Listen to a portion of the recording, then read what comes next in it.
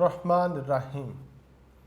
عزیز طلباء و طالبات، یونیک آن لائن لیکچر سے میں ہوں محمد احسان الحق۔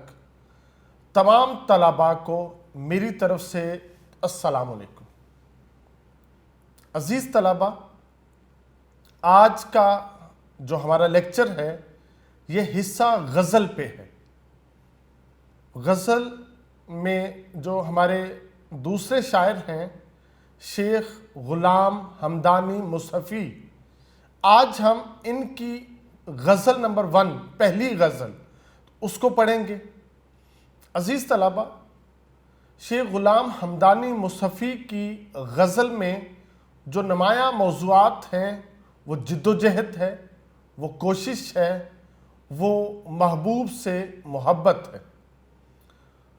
تو شیخ غلام حمدانی مصحفی اردو ادب میں استاد کامل کی حیثیت رکھتے ہیں۔ آپ نے جتنی اردو ادب کی خدمت کی اسی کو خراج تحسین پیش کرتے ہوئے اردو لٹریچر میں یہاں پہ آپ کی 2 غزلیں شامل کی گئی ہیں، جس کے سے ہمیں آپ کے علمی مقام کا پتہ چلتا ہے۔ تو آئیے شیخ غلام حمدانی مصحفی کی پہلی غزل پڑھتے ہیں۔ عزیز طلباء، شیخ غلام حمدانی مصحفی کی پہلی غزل: دنیا میں جب تلک کہ میں اندوہگیں رہا، غم دل سے اور دل سے میرے غم کریں رہا۔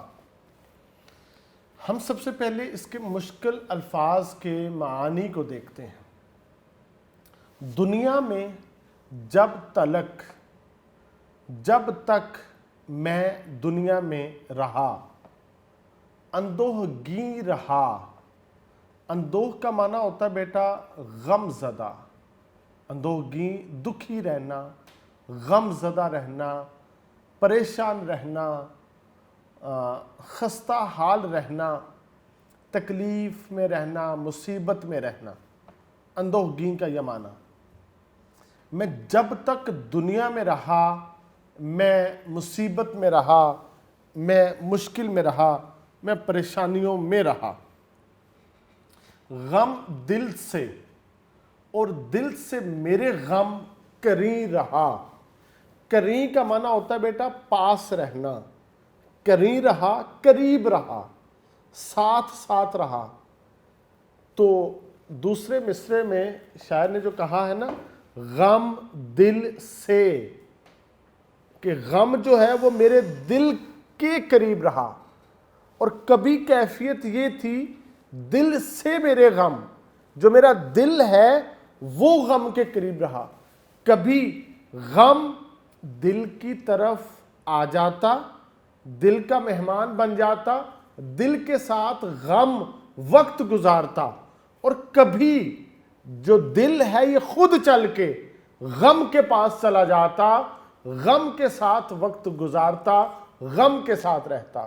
یعنی شاعر نے یہاں پہ مبالغہ آرائی کرنے کے لیے، اپنی حالت، اپنی کیفیات بیان کرنے کے لیے یہاں پہ ایک اصول کا استعمال کیا ہے کہ کبھی کہتا ہے کہ جو غم ہے وہ میرے دل کے ساتھ ہے، اور کبھی کہتا ہے جب غم نہیں آتا تھا تو میرا دل خود چل کے غم کے پاس چلا جاتا تھا۔ گویا میں جب تک دنیا میں رہا، میں اس کیفیت میں رہا کہ میں غم زدہ رہا۔ تو بیٹا اس شعر کا مفہوم ہوگا غم رہا جب تک دم میں دم رہا۔ جب تک سانس آتا رہا نا تو شاعر کے پاس صرف غم تھا۔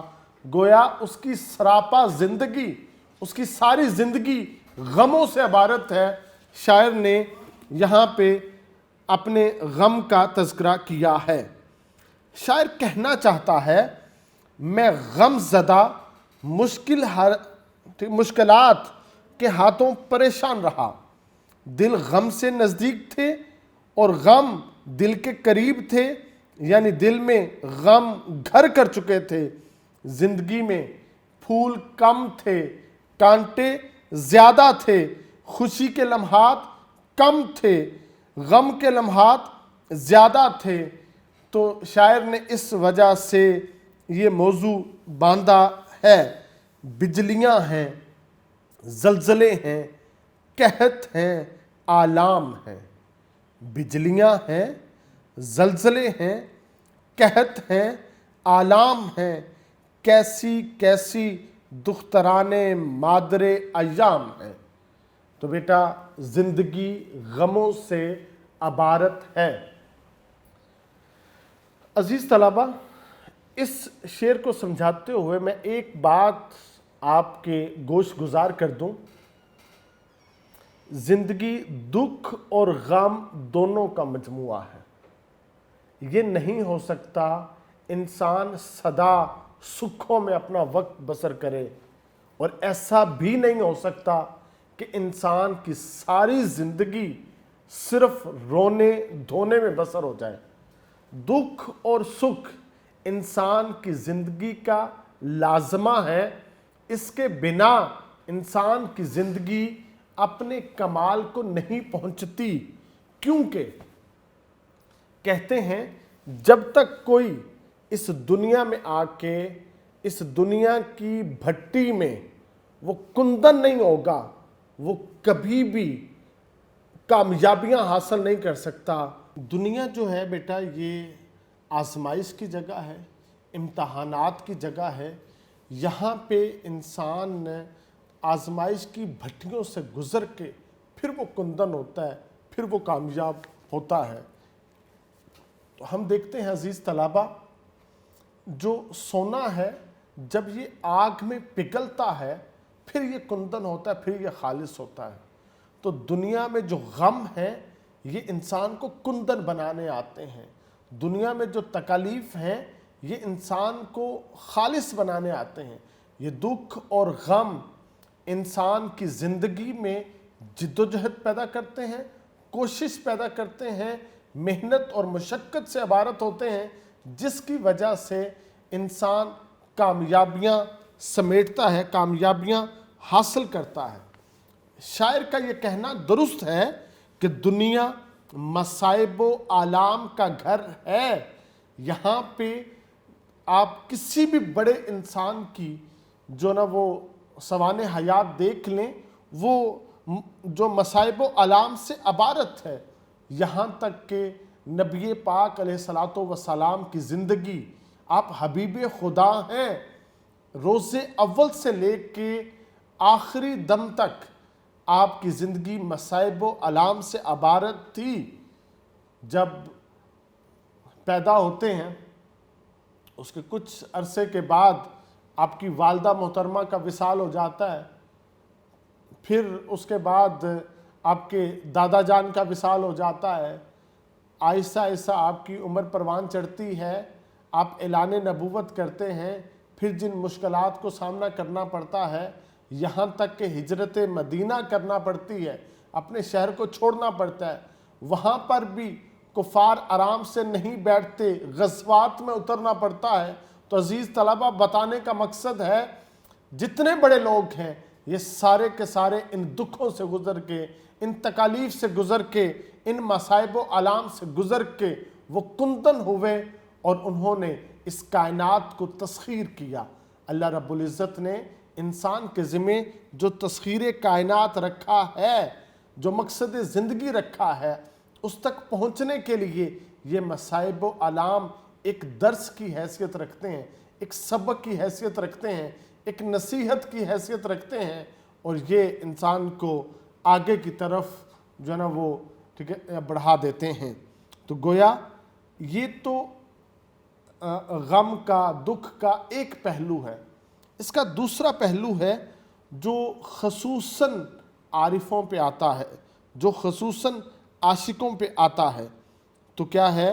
یہ جب اپنے محبوب سے جدا ہوتے ہیں، جب انہیں اپنے محبوب کا چہرہ دکھائی نہیں دیتا، یہ ہجر میں ہوتے ہیں، یہ فراق میں ہوتے ہیں، تو یہ تکلیف دہ مرحلے جو ہیں ان کو طے کرتے ہیں، جس کی وجہ سے شاعر نے یہاں پہ اس کیفیت کا تذکرہ کیا ہے۔ اشک آنکھوں میں کب نہیں آتا، اشک آنکھوں میں کب نہیں آتا، لہو آتا ہے جب نہیں آتا۔ تو بیٹا جو عاشق ہیں ان کی آنکھوں میں آنسو تو تب تھمتے ہیں جب ان کی آنکھوں سے پانی ختم ہوتا ہے اور آنسوؤں کا سیلاب جو ہے وہ جاری ہو جاتا ہے۔ لہٰذا جو عاشقوں کی زندگی ہے وہ زیادہ کٹھن، زیادہ مشکل، زیادہ تکلیف سے عبارت ہے۔ اس وجہ سے شاعر نے کہا ہے غم رہا جب تک دم میں دم رہا۔ تو عزیز طلبہ، یہاں پہ مصنفی کا موقف یہ ہے، ہمیں غم تو زندگی بھر ملتے رہے مگر دنیا کے اس غم قدے میں ہمیں کوئی غم گسار یا غم خار دوست نہیں ملا۔ اگر بھری دنیا میں ہمارے غموں کو کوئی دوست ملتا، ہمارے غموں کو کوئی رفیق ملتا، تو وہ صرف اور صرف ہمارا دل ہے۔ یہی حال ہمارے دل کا بھی ہے، اسے بھی کوئی آشنا یا ہمدرد نہ ملتا، چونکہ غم اور دل کو کوئی دوست نہیں ملا، اس لیے غم اور دل نے ایک دوسرے سے دوستی بنا لی ہے۔ غم دل کا دوست بن گیا، دل غم کا دوست بن گیا، یوں غم اور دل میں ایک گہرا تعلق بن گیا ہے اور یہ ایک دوسرے کے لیے لازم و ملزوم بن چکے ہیں۔ ذوق بھی کہتے ہیں کون سا ہمدم ہے تیرے عاشق بے دم کے پاس، کون سا ہمدم ہے تیرے عاشق بے دم کے پاس، غم ہے اس کے پاس پیارے اور وہ ہے غم کے پاس۔ گویا غم اور دل، دل اور غم دونوں ایک دوسرے کے ساتھ ہیں، ایک دوسرے کے ساتھ وقت بتاتے ہیں، وقت گزارتے ہیں۔ تو عزیز طلبہ، یہاں پہ شاعر نے اپنی زندگی کا جو نمایاں پہلو تھا اس کو ذکر کر کے ہمیں بتا دیا ہے کہ زندگی دکھوں سے عبارت ہے، ان سے گھبرانا نہیں ہے بلکہ دوستی کرنی ہے اور انہی کے ساتھ آپ نے جینا ہے اور آگے بڑھنا ہے۔ عزیز طلبہ، شیخ غلام حمدانی مصطفی کا اب شعر نمبر 2 ہے۔ آپ کہتے ہیں رونے سے کام بس کے شب اے ہم نشیں رہا، آنکھوں پہ کھینچتا میں سر آستیں رہا۔ تو عزیز طلبہ، سب سے پہلے ہم اس کے مشکل الفاظ کے معنی دیکھتے ہیں۔ رونے سے کام بس، اتنے کا بیٹا معنی ہے کہ بس صرف ایک کام ہے مجھے رونے کا۔ شب رات کو کہتے ہیں کہ شب اے ہم نشین، اے اسم اشارہ ہے، یہ اشارہ کر رہا ہے شاعر اپنے ہم نشین کی طرف۔ ہم نشین کہتے ہیں جو پاس بیٹھا ہو، جو سامنے بیٹھا ہو، جو دوست ہے نا، جو رازدار ہے، وہ ہم نشین ہے۔ تو شاعر کہتا ہے اے ہم نشین، اے میرے پاس بیٹھنے والے، میں نے ساری رات، شب رات، میں نے ساری رات صرف ایک کام کیا ہے اور وہ رونے کا کام کیا۔ میں ساری رات روتا رہا ہوں، آنکھوں پہ کھینچتا میں سر آستین رہا۔ بیٹا آستین کہتے ہیں بازو کو، آستین کہتے ہیں بازو کو۔ سر آستین جو بازو کا کنارہ ہے نا، اس کو کہتے ہیں سرے۔ اب اس کا معنی ہوگا، سرے کا معنی ہوگا کف۔ بازو کا وہ سرا جو ہاتھ کے پاس ہوتا ہے نا، اس کو کہتے ہیں کف، جس کے اوپر بٹن لگا ہوتا ہے، آپ یہ بٹن بند کرتے ہیں تو کہتے ہیں جو میرا سر آستین ہے، جو یہ کف ہے، میں آنکھوں پہ کھینچتا رہا ہوں۔ میں آنکھوں پہ کیوں کھینچتا رہا ہوں اس کف کو؟ کیونکہ میں ساری رات روتا رہا ہوں اور اس کف کے ساتھ میں اپنے آنسو پونچھتا رہا ہوں، آنکھوں سے آنسو جو ہے یہ صاف کرتا رہا ہوں۔ گویا شاعر نے ہمیں یہاں پہ بتایا ہے کہ میں ساری رات روتا رہا ہوں اور آنسوؤں کو اپنے کف کے ساتھ کیا ہے، اپنی آستین کے ساتھ خشک کرتا رہا ہوں۔ شاعر نے ساری رات میں 2 کام کیے بیٹا۔ ایک کام اس نے رونے کا کیا اور دوسرا کام اس نے آنسو پونچھنے کا کیا، جو وہ اپنی آستین کے ساتھ وہ پونچھتا رہا ہے۔ تو عزیز طلبہ، یہاں پہ جو بات سامنے آتی ہے وہ یہ بڑی خوبصورت یہ موضوع ہے، آنکھ دل کی رفیق ہے۔ آنکھ کس کی دوست ہے؟ دل کی دوست ہے۔ جس وقت ہمارا دل بوجھل ہو جاتا ہے، جس وقت ہمارا جو دل ہے یہ بہت سارے غموں سے بھر جاتا ہے، یہ دکھوں سے جب لبریز ہو جاتا ہے، طرح طرح کے خیالات جب اس میں سمٹ آتے ہیں، ہمارے ظاہر پہ، ہمارے باطن پہ، ہمارے جسم اور روح پہ جب ہجر اور فراق بڑھ جاتی ہے تو آنکھ چپکے سے دل کی رفاقت نبھاتی ہے، اس کے ساتھ دوستی نبھاتی ہے، اور پھر کیا ہوتا ہے، دل کا بوجھ تب ہلکا ہونا شروع ہو جاتا ہے جب وہ دکھ، وہ غم آنسوؤں کی شکل میں آنکھوں سے بہنا شروع کر دیتے ہیں۔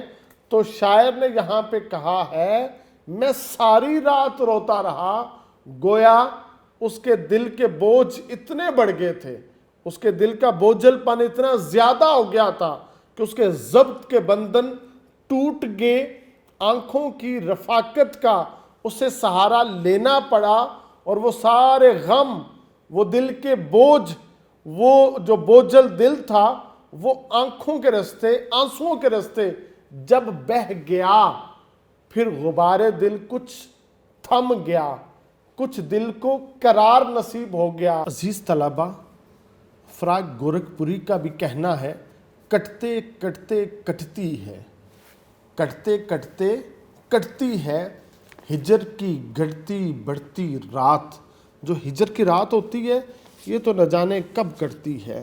ایک اور شاعر نے کہا ہے، آنسوؤں شام کی پلکوں پہ لرزتے رہنا، آنسوؤں شام کی پلکوں پہ لرزتے رہنا، ڈوب جائے جو یہ منظر تو برستے رہنا۔ یہ جو آنسو ہوتے ہیں تو یہ دل کے ساتھ اپنی محبت، اپنی وابستگی، اپنی رفاقت نبھاتے ہیں، اور یہ آنکھوں کے راستے بہتے چلے جاتے ہیں۔ عزیز طلبہ، انسان کو کچھ اور غم بھی ہوتے ہیں جس کی وجہ سے جو اس کی روح کا سب سے بڑا گھاؤ ہے، سب سے بڑا غم ہے نا، وہ کچھ وقت کے لیے ہلکا ہو جاتا ہے، مگر جیسے ہی ان چھوٹے چھوٹے غموں سے اس کو چھٹکارا نصیب ہوتا ہے، وہ تنہائی میں جب جاتا ہے تو یہ چھوٹے چھوٹے غم ختم ہو چکے ہوتے ہیں۔ اب جو اس کی ذات کا سب سے بڑا گھاؤ ہے وہ فوراً اس کی ذات پہ غالب آتا ہے، انسان کا وجود مغلوب ہوتا ہے، ہجر غالب آتا ہے، عاشق کا وجود مغلوب ہوتا ہے، فراق یاد محبوب غالب آتی ہے، اور وہ وجود ننھا منا سا وہ مغلوب ہو جاتا ہے۔ جب ہجر سر چڑھ کے بولتا ہے اور فراق جب اس کو جکڑ لیتا ہے تو دل کا بوجھ زیادہ ہو جاتا ہے، جس کی وجہ سے وہ ساری رات عاشق یاد محبوب میں بسر کرتا ہے، وہ ہجر اور فراق میں بسر کرتا ہے، جس کی وجہ سے دل جو ہے وہ آنکھوں کی رفاقت لینے پہ مجبور ہوتا ہے، اور وہ رو کے اس کے ساتھ آنکھوں کے ساتھ اپنے آنسوؤں کو بہا کے اپنے دل کا بوجھ ہلکا کر لیتا ہے۔ دن کے وقت تو انسان کو غم روزگار کو دیکھنا ہوتا ہے، غم دنیا کو دیکھنا ہوتا ہے، اور چھوٹے چھوٹے غموں کو دیکھنا ہوتا ہے، مگر رات کے وقت تنہائی ہوتی ہے، عاشق اکیلا ہوتا ہے، انسان تنہا ہوتا ہے، اب اس کا سب سے بڑا گھاؤ ابھر کے اس کے سامنے آ جاتا ہے۔ جب ایسی کیفیت ہوتی ہے تو شاعر کہتا ہے میری روح کی حقیقت میرے آنسوؤں سے پوچھو، میری روح کی حقیقت میرے آنسوؤں سے پوچھو، میرا مجلسی تبسم میرا ترجمہ نہیں ہے۔ تو یہ جو مجلس کے اندر جو ہنستے مسکراتے چہرے نظر آتے ہیں یہ انسان کی حقیقت نہیں ہوتی۔ جب وہ تنہائی میں اترتے ہیں، اکیلے ہوتے ہیں، وہاں پہ اس کی جو اصل زندگی ہے وہ ابھر کے سامنے آ جاتی ہے۔ ایک اور بات بیٹا اس میں بڑی اہم ہے، وہ یہ دن جو ہے وہ تو جیسے تیسے گزر جاتا ہے، ایک عاشق کی جو رات ہے نا یہ نہیں گزرتی۔ رات گزارنے کا آسان طریقہ عاشقوں کے لیے وہ یہ ہوتا ہے، یہ یاد محبوب کی جو چادر ہے نا اس کو تان لیتے ہیں۔ جب یاد محبوب کی یہ چادر تان لیتے ہیں تو پھر کیا کرتے ہیں، یہ محبوب سے جو ہے نا وہ گفتگو کرتے ہیں، یا یوں سمجھ لیں یہ یاد محبوب کی جو گٹھڑی ہے نا تنہائی میں اس کو کھول لیتے ہیں۔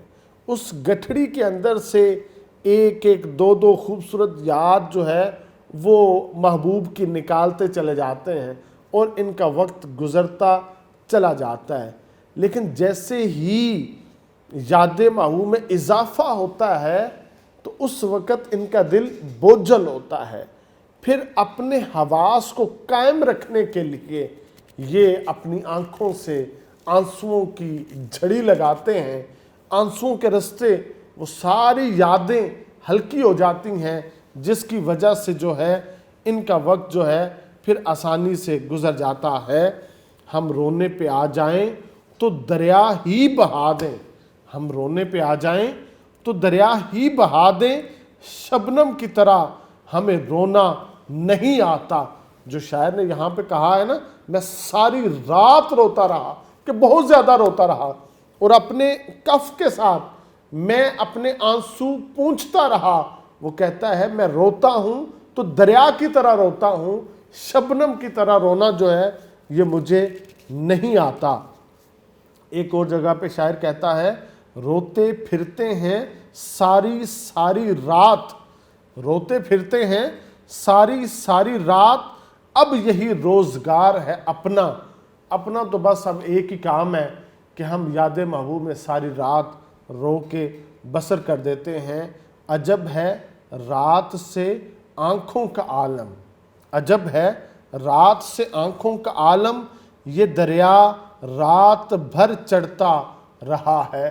جو آنکھوں میں آنسوؤں کا دریا ہے نا یہ رات کے وقت چڑھ جاتا ہے، کنارے پہ آ جاتا ہے، اور یہ اس کے اندر موجیں ہوتی ہیں جو ساحل کی طرف بھاگ بھاگ کے آتی ہیں، تو یہ آنسو آنکھوں کے راستے بہہ جاتے ہیں۔ شاعر نے بتایا ہے کہ ہم فریاد کرتے ہیں آنسوؤں کے ساتھ، ہم اپنے نالے پیش کرتے ہیں آنسوؤں کے ساتھ، ہم اپنا دکھ درد پیش کرتے ہیں آنسوؤں کے ساتھ۔ ایک اب یہی ہمارا سہارا ہے، ہم اپنا غبار دل اسی سے نکال کے اپنی رات جو ہے وہ بسر کر لیتے ہیں۔ عزیز طلبہ، شیخ غلام حمدانی مصطفی کا یہ شعر نمبر 3 ہے۔ نازک مزاج تھا میں بہت اس چمن کے بیچ، نازک مزاج تھا میں بہت اس چمن کے بیچ، جب تک رہا تو خندہ گل سے حزیں رہا۔ مشکل الفاظ بیٹے اس کے سب سے پہلے ہم معنی دیکھتے ہیں۔ نازک مزاج تھا، مزاج کا نازک ہونا، انسان کا جو نازک مزاجی ہے نا، بات بات پہ جو اریٹیٹ ہو جانا، بات بات پہ پریشان ہو جانا، افسردہ رہنا، جو کھانے کی چیز ہے کبھی اس میں جو نا وہ نقص یا عیب نکالنا، مزاج کے سبب اس چیز کو نہ کھانا، کسی دوست کا یا کسی جاننے والے کا نگاہوں کے سامنے آ جانا اور اس کی موجودگی کو برداشت نہ کر سکنا، یہ ساری نازک مزاجی میں چیزیں آتی ہیں۔ کہتا ہے نازک مزاج تھا، میں بہت زیادہ نازک مزاج تھا۔ اس چمن کے بیچ، چمن کہتے ہیں باغ کو، یہ جو دنیا ہے نا یہ ایک چمن ہے، ایک باغ ہے۔ چمن کے بیچ کہتے ہیں درمیان میں، ہم دنیا میں ہیں، تو اس چمن میں ہزاروں افراد میں شیخ غلام حمدانی مصطفی کہتا ہے میں بہت زیادہ نازک مزاج تھا۔ جب تک رہا، میں جب تک اس دنیا میں رہا تو خندہ گل کہتے ہیں بیٹا پھول کو، خندہ کہتے ہیں پھول کا مسکرانا۔ پھول کب مسکراتے ہیں؟ جب بہار کا موسم آتا ہے۔ تو کہتے ہیں جب جو خندہ گل، جب پھول مسکرا اٹھتے تھے، میں پھول کے مسکرانے سے حزین رہا، پریشان رہا، روتا رہا، میں تکلیف میں رہا جب پھول مسکراتا تھا۔ کچھ لوگ بیٹا یہاں پہ موجود ہیں دنیا میں جن کو پھولوں سے الرجی ہوتی ہے۔ یہاں پر بھی ایک شاعر نے ایک ایسی ہی سائیکی کا ذکر کیا ہے، وہ کہتا ہے کہ میں اپنی نازک مزاجی کے باعث جتنی دیر باغ میں رہا، پھول کھلتے تھے، مسکراتے تھے، میں ان کی وجہ سے افسردہ رہا، میں ان کی وجہ سے پریشان رہا۔ گویا شاعر نے نازک مزاجی کے بارے میں مبالغہ آرائی سے کام لیا ہے کہ پھول کے مسکرانے سے بھی جو شیخ غلام حمدانی مصطفی ہے وہ ناراض رہا، وہ اسی طرح زندگی بسر کرتا رہا۔ عزیز طلبہ، ہماری زندگی تضادات سے بھری پڑی ہے۔ ہماری زندگی میں جو تضادات ہیں یہ بڑے کثرت ہیں۔ جیسا کہ روشنی، اس کے مقابلے میں تاریکی بھی ہے، خوشی اس کے مقابلے میں غم بھی ہے، جو خوشحالی ہے اس کے مقابلے میں بدحالی بھی ہے، صحت اس کے مقابلے میں بیماری بھی ہے۔ تو یہ ہماری جو زندگی ہے یہ جو تضادات ہیں ان سے بھری پڑی ہے۔ جب کسی شخص کی زندگی ان تضادات میں گھر جاتی ہے تو وہ اپنے مزاج کا اسیر ہو جاتا ہے، وہ اپنے مزاج کا غلام بن جاتا ہے۔ جو شخص اپنے مزاج کے تابع ہو جاتا ہے پھر وہ چھوٹی چھوٹی چیزوں سے کیا ہے، الجھن کا شکار ہوتا ہے، وہ پریشانی کا شکار ہوتا ہے۔ یعنی ایک شخص کے لیے یہ خبر خوشخبری ہے کہ باغ میں پھول کھلے ہیں، موسم بہار آ چکی ہے، یہی خبر دوسرے شخص کے لیے کیا ہے، وہ ایک بری خبر ہے کہ باغ کے اندر موسم بہار آ چکی ہے، باغ کے اندر پھول کھل اٹھے ہیں۔ ایک شخص یہ خبر سن کے جو نا وہ حشاش بشاش ہو گیا، وہ مسکرا اٹھا، ٹھیک ہے، اس کی تکالیف ختم ہو گئی، وہ انرجیٹک ہو گیا۔ اور دوسرا شخص جو ہے وہ اسی خبر کو سن کے رونے دھونے لگ پڑتا ہے، وہ پریشان ہو جاتا ہے، وہ تکلیف میں مبتلا ہو جاتا ہے۔ اس کی صرف بیٹا ایک وجہ ہے کہ یہ اپنے مزاج کا اسیر ہے، مزاج کا غلام ہے، جس کی وجہ سے ایسے لوگوں کی زندگی جو ہے وہ زیادہ مشکلات سے عبارت ہو جاتی ہے، زیادہ تکلیف سے عبارت ہو جاتی ہے، کیونکہ ایسے لوگوں کی جو ان کی نفسیات کا پہلو ہے وہ ان کے اوپر غالب ہوتا ہے۔ یعنی گلے آپس میں جب ملتے ہیں دو بچھڑے ہوئے ساتھی، گلے آپس میں جب ملتے ہیں دو بچھڑے ہوئے ساتھی عدم، ہم بے سہاروں کو بہت تکلیف ہوتی ہے۔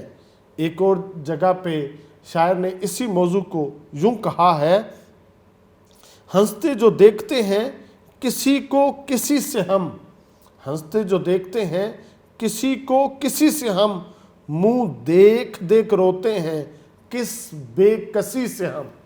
گویا بیٹا یہاں پہ انسان کی سائیکی کے اوپر بات کی جا رہی ہے، وہ یہ کہ جب وہ سنتا ہے باغ میں بہار ہے، جب وہ دیکھتا ہے باغ میں پھول کھلے ہیں، تو پھر اس کو بھی اپنا ماضی یاد آتا ہے، وہ گزرے ہوئے ماضی میں چلا جاتا ہے۔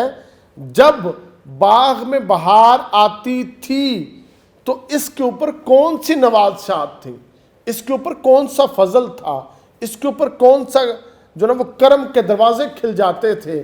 جب باغ میں پھول کھلتا تھا تو پھر اس کے پاس بھی اس کا کوئی چاند چہرہ ہوتا تھا جو ان پھولوں جیسا تھا، ان پھولوں کے کھلنے کے ساتھ اس کے چہرے کے اوپر بھی مسکراہٹ آ جاتی تھی، اور یہ دونوں اس خوبصورت لمحات کو باغ کے اندر بسر کرتے تھے۔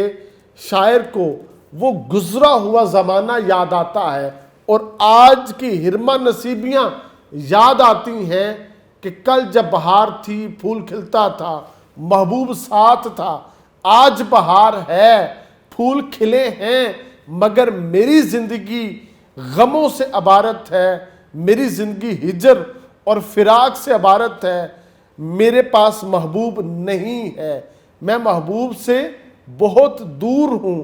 تو گویا یہ جو لمحات ہیں یہ عاشق کے لیے جان لیوا ہو جاتے ہیں، مشکل ہو جاتے ہیں، جینا دوبر کر دیتے ہیں، جس کی وجہ سے شاعر جو ہے وہ پھول کا کھلنا اور بہار کا آنا یہ ضبط نہیں کر سکتا، یہ برداشت نہیں کر سکتا، جس کی وجہ سے شاعر نے یہاں پہ اس بات کا تذکرہ کیا ہے۔ تو عزیز طلبہ، یہاں پہ ایک موضوع اس کا اور جو ہے نا وہ بن جاتا ہے کہ انسان جو بسا اوقات جو پھول کے کھلنے کی وجہ سے وہ تکلیف میں مبتلا ہو جاتا ہے، تو یہ انسان اداس ہوتا ہے، انسان دکھ درد میں ہوتا ہے، تکلیف میں ہوتا ہے۔ تو جب خود انسان اداس ہو، جب خود دکھ میں ہو، اسے دوسروں کی ہنسی اچھی نہیں لگتی، اسے دوسروں کی خوشی اچھی نہیں لگتی۔ اپنی ذات پہ ویرانیاں اگر غالب ہوں تو ماحول جتنا بھی خوشگوار ہو اس کے لیے تکلیف کا باعث بن جاتا ہے۔ پھول جتنے بھی جو نا وہ کھل چکے ہوں، مگر کیا ہے، اس کی ذات کے اوپر جو ہرما نصیبیاں ہیں ان کی وجہ سے پھول کا کھلنا بھی اسے گوارا نہیں ہو رہا۔ تو شاعر نے یہاں پہ اس سارے موضوع کو سمیٹتے ہوئے کہا ہے، رونا ہے اب، رونا ہے اب، اس ہنسی خوشی کا ماتم ہے بہار زندگی کا۔ اب جو زندگی ہے اس میں جو بھی بہار آئے گی ہم صرف اس کا کیا ہے، ماتم کریں گے۔ عزیز طلبہ، کبھی انسان کے اوپر یہ کیفیت بھی طاری ہوتی ہے کہ یہ اپنی زندگی میں جدوجہد کرتا ہے، کوشش کرتا ہے، محنت کرتا ہے، یہ اپنا وقت صرف نہیں کر پاتا اپنے والدین کے ساتھ، اپنے بہن بھائیوں کے ساتھ، اپنے دوستوں کے ساتھ، مگر ایک لمبا عرصہ گزرنے کے بعد آج اس کے پاس معاشی خوشحالی آتی ہے، مادی لحاظ سے یہ بڑا مضبوط ہو جاتا ہے، اس کے پاس اچھا کاروبار ہوتا ہے، اس کا اچھا بینک بیلنس ہوتا ہے، گاڑی بنگلہ گھر سب کچھ ہوتا ہے۔ جب یہ ساری چیزیں اس کے پاس آج میسر ہیں تو پھر یہ سوچتا ہے میں نے یہ سب کچھ کون کون سے قیمتی رشتے گوا کے حاصل کیا ہے۔ ان کی کمی اس کی زندگی میں اتنی غالب ہوتی ہے کہ آج یہ سب کچھ جس کو حاصل کرنے کے لیے اس نے شب و روز ایک کیے تھے، محنت کیے تھے، وہ سب کچھ تو حاصل ہے، لیکن وہ خون کے رشتے، وہ محبت کے رشتے وہ آج اس سے جو نا وہ کوسوں دور جا چکے ہیں، جن کی کمی اس کی زندگی میں اتنی زیادہ ہے کہ یہ جو ہے نا ان تمام خوشیوں اور خوشحالیوں کے باوجود جو ہے وہ افسردہ ہے، یہ پریشانی کا اظہار کرتا ہے۔ تو شاعر نے بڑی خوبصورتی کے ساتھ اپنے اس موضوع کو یہاں پہ بیان کیا ہے۔ عزیز طلبہ، آج ہم نے شیخ غلام حمدانی مصطفی کی پہلی غزل کے پہلے 3 اشعار کیے۔ ان کو یونیک نوٹس سے اچھی طرح یاد کریں۔ یہ جو جتنے حوالہ جات ہیں یہ سارے یونیک نوٹس میں ہم نے درج کیے۔ آپ جب لیکچر اٹینڈ کرتے ہیں تو اپنے ہاتھ میں اپنے پاس یونیک نوٹس رکھیں، ان حوالہ جات کو دیکھتے جائیں، پھر آپ کے لیے یاد کرنا انتہائی آسان ہوگا۔ والسلام۔